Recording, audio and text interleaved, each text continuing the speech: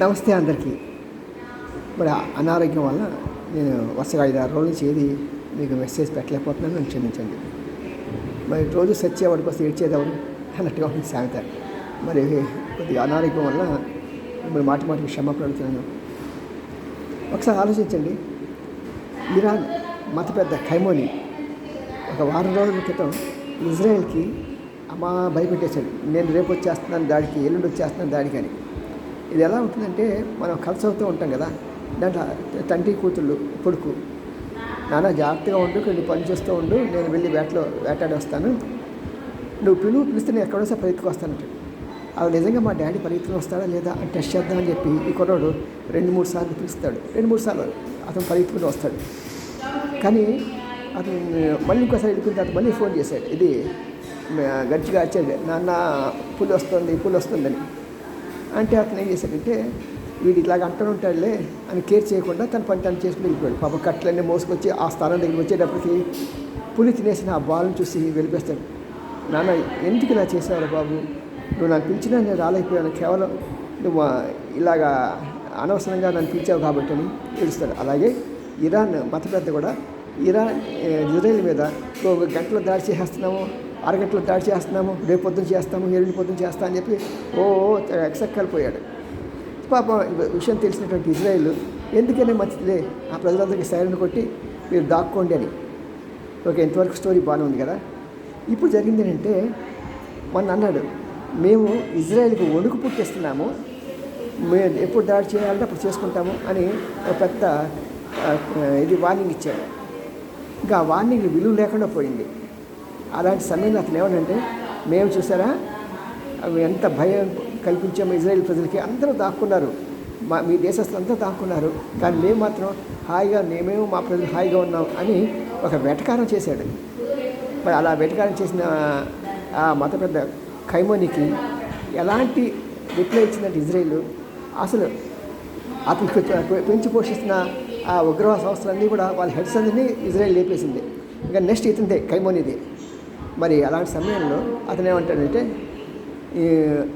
అక్కడ వాళ్ళ సైనికులు వాళ్ళ ఇంటెలిజెన్స్ డిపార్ట్మెంట్ అంతా కూడా ఇతను తీసుకెళ్ళి లోపల ఎక్కడో దాచేశారు, అతను చంపేస్తారేమో అని. మరి ఇప్పుడు ఎవరు దాక్కుంటున్నారు? ప్రజలు దాక్కుంటున్నారా? ఎక్సెక్కలైన ఖైమోని దాక్కుంటున్నాడా? ఇలాంటి వెటకారం మాటలు యుద్ధాల్లో మాట్లాడి పక్కవాడిని రెచ్చగొట్టకూడదు. ఈ ఇజ్రాయెల్ ప్రజల్ని రెచ్చగొట్టిన ఫస్ట్ ఎవరు? లాస్ట్ మంత్ 6th వాళ్ళ ఒక తీవ్రవాద సంస్థ దాడి చేసి వాళ్ళందరినీ తీసుకెళ్ళిపోయింది. లేడీస్ని బేరం పెట్టాలంట. ఏం బేరం? నెగోషియేషన్స్లో మేము మా కోరికలు తీరితే మీకు మేము బందీ చేసిన ఒక వ్యక్తిని విడుదల చేస్తామని. కానీ ఇప్పుడేమవుతున్నదంటే, ఇజ్రాయెల్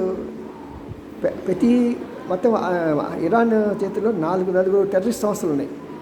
ఈ 4 టెర్రరిస్టుల హెడ్ని లేపేసినది ఒకటే ఉంది, ఖైమోని మా నెక్స్ట్ టార్గెట్ నువ్వే అని. మరి ఇలాంటి పరిస్థితి ఎందుకు తెచ్చుకొస్తున్నారు? అనవసరమైన యుద్ధరంగంలో తప్పుడు మాటలు, ఒక మాట మృదువుగా ఉండాలి, అంతేగాని కయ్యానికి రేకెత్తిచ్చే విధంగా ఉండకూడదు. మరి ఈ ఇరాన్ తెలియక చేసిన తప్పుకి ఎప్పుడైనా సరే ఈ వారం లోపల ఖైమోని లేపేయడం ఖాయం. ఎందుకంటే ఇజ్రాయెల్ నెట్వర్క్ అలాంటిది, మొసాద్ నెట్వర్క్ అలాంటిది. ఎక్కడ దాక్కున్నా సరే వాళ్ళని పట్టుకొచ్చి చీల్చి చెండాడే శక్తి సామర్థ్యాలు దానికి ఉన్నాయి. దానికి ఉన్న నెట్వర్క్ ఎంత గొప్పదంటే, ఎవరైనా సరే మనిషి యొక్క రూపం కూడా ఎవరికి తెలియని వ్యక్తిని వీళ్ళు టార్గెట్ చేసి చంపేశారు. కాబట్టి ఎప్పుడైనా సరే ఏ దేశమైనా సరే శాంతిని కోరుకోవాలి, కానీ మన మాటల ద్వారా పక్కవాడిని కోపాన్ని రగిలించకూడదు.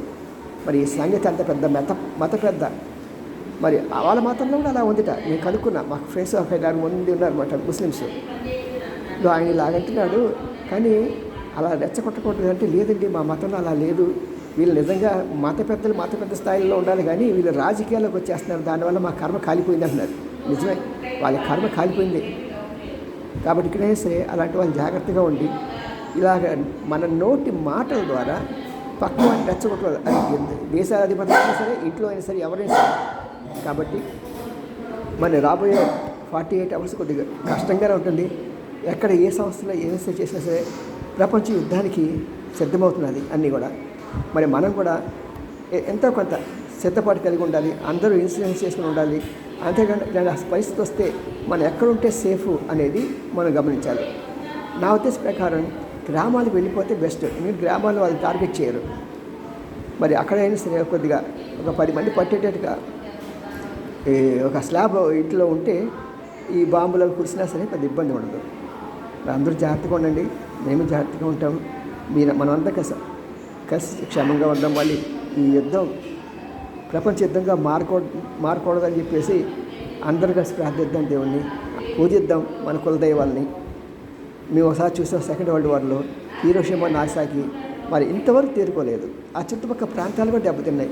మరి అలాంటి భయంకరమైన స్థితి ఇంకా రాకూడదని అందరూ కోరుకుందాం. సీయు.